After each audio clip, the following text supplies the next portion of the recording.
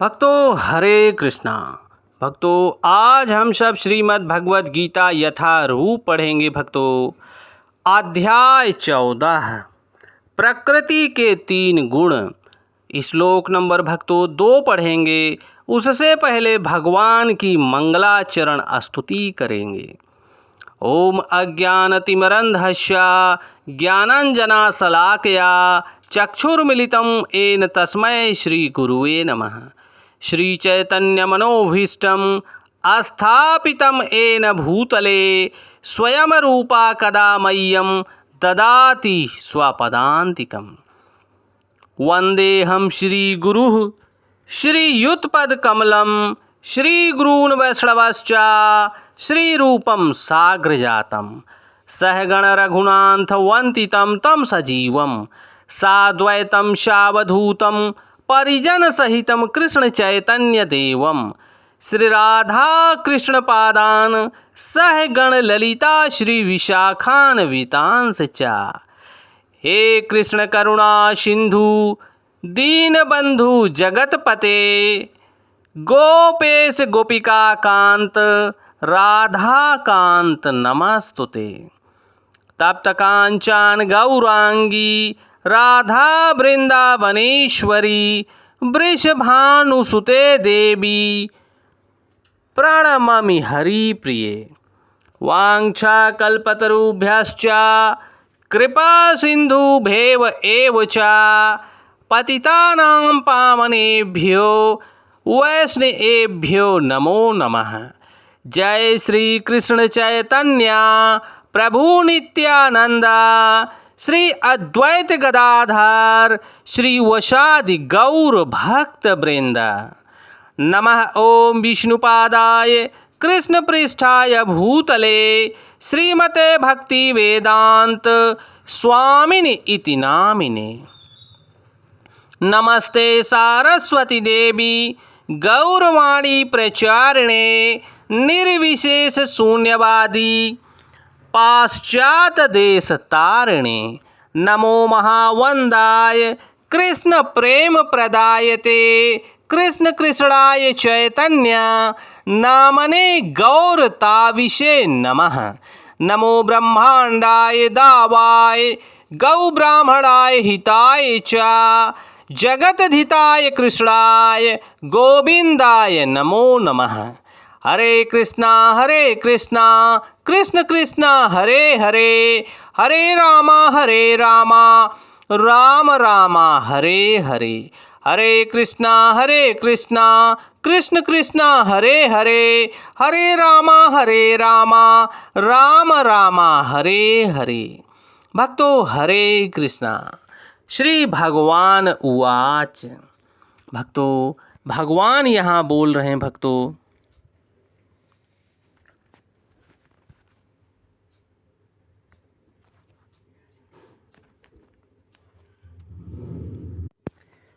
इदं ज्ञानम् उपाश्रित्य मां साध आर्यम् आगातः सर्गे अपि न उपजायते प्रलये न व्यवस्थन्ति च।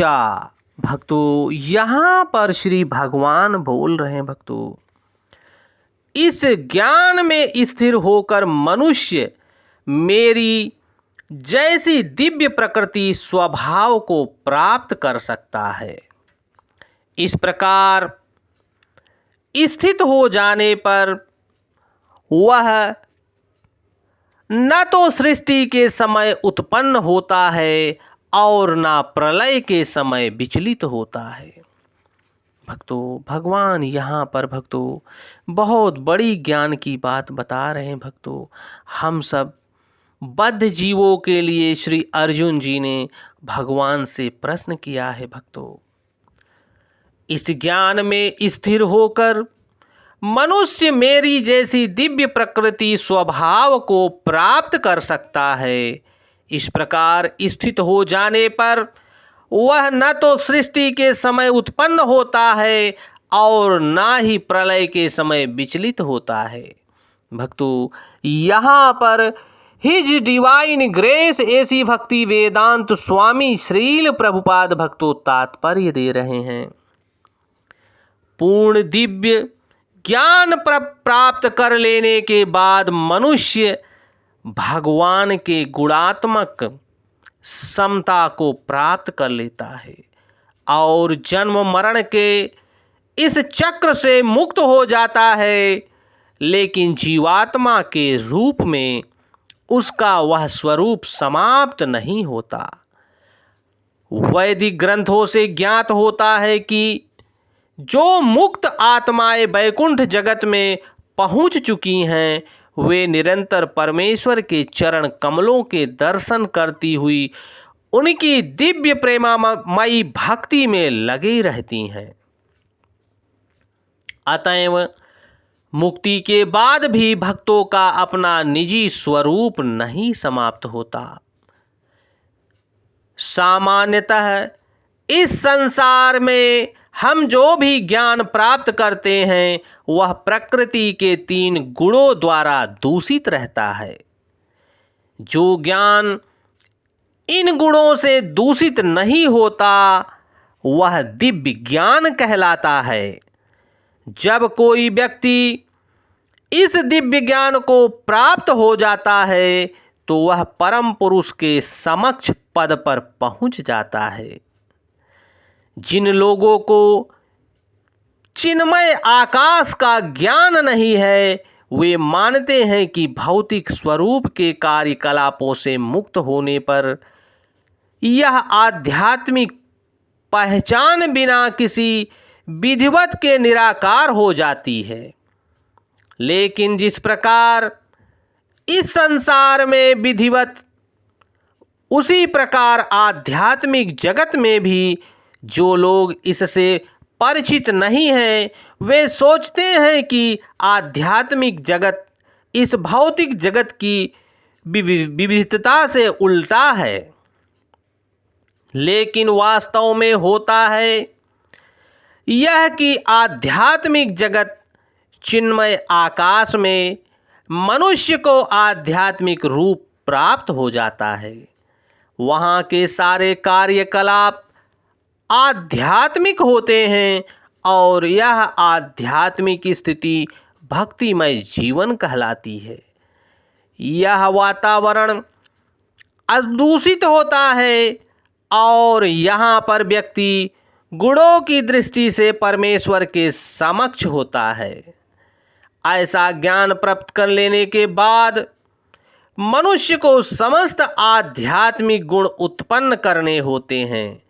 जो इस प्रकार से आध्यात्मिक गुण उत्पन्न कर लेता है वह भौतिक जगत के सृजन या उसके विनाश से प्रभावित नहीं होता। भक्तों यहाँ पर जगत गुरु स्वामी श्रील प्रभुपाद भक्तों बता रहे हैं कि मनुष्य ऐसा ज्ञान प्राप्त कर लेने के बाद, समस्त आध्यात्मिक गुण उत्पन्न कर लेने के बाद, जो इस प्रकार से आध्यात्मिक गुण उत्पन्न कर लेता है वह इस भौतिक जगत के सृजन या उसके विनाश से प्रभावित नहीं होता।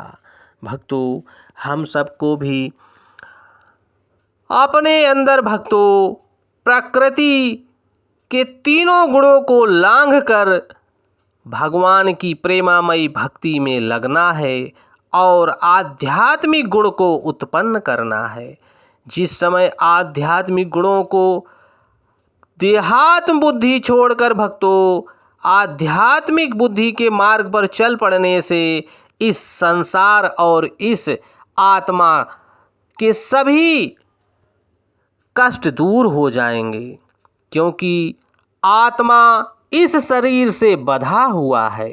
प्रत्येक जीव, प्रत्येक मनुष्य को यह चाहिए कि भगवान के निमित्त गुरु की चरण कमलों की शरण लेना चाहिए और भगवान के हरि नाम का श्रवण और कीर्तन करना चाहिए। हरे कृष्ण कृष्ण कृष्ण हरे हरे, हरे राम राम राम हरे हरे। हरे कृष्ण कृष्ण कृष्ण हरे हरे, हरे राम राम राम हरे हरे। भक्तों, जय श्री कृष्णा।